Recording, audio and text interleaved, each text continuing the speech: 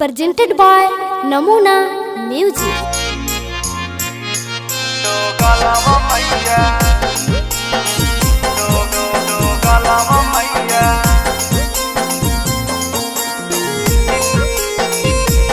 नमूना recording studio Rajgir.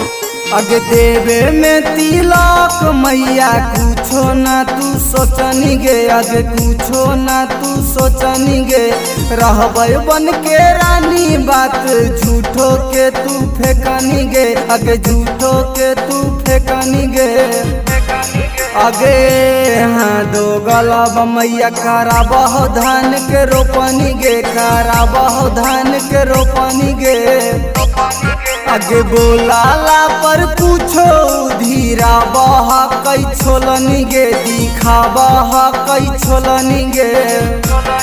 आगे हाँ दो गलाबा मैया कराबह धान के रोपनी गे, कराबह धान के रोपनी गे। आगे हाँ दो गलाबा मैया, दो गलाबा मैया, दो गलाबा मैया।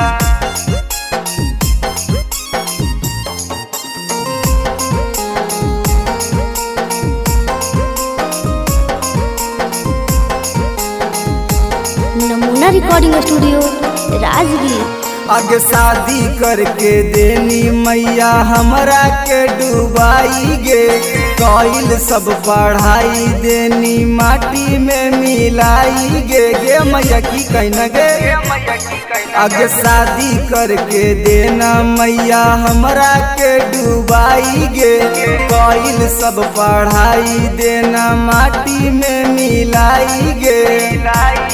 आगे हलिया सावरिया बनल कई चूल्हा फूकनी गे, बनल कई चूल्हा फूकनी गे। आगे हाँ दो गलाब मैया कराबह धान के रोपनी गे, कराबह धान के रोपनी गे। आगे हाँ दो गलाब मैया, दो गलाब मैया, दो गलाब मैया।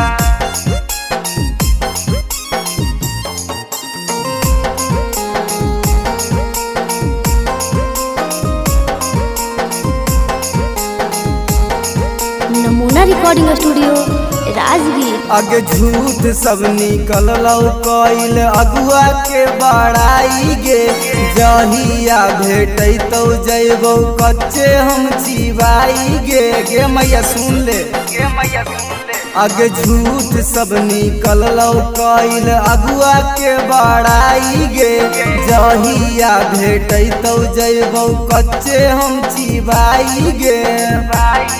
आगे देवारानी दिशवा कहे हकै घर के कुटनी गे, खाली कहे घर के कुटनी गे। आगे हाँ दो गलाबा मैया कराबह धान के रोपनी गे, कराबह धान के रोपनी गे। आगे हाँ दो गलाबा मैया, दो गलाबा बड़ी काम ना होगे। नमूना रिकॉर्डिंग स्टूडियो राजगीर।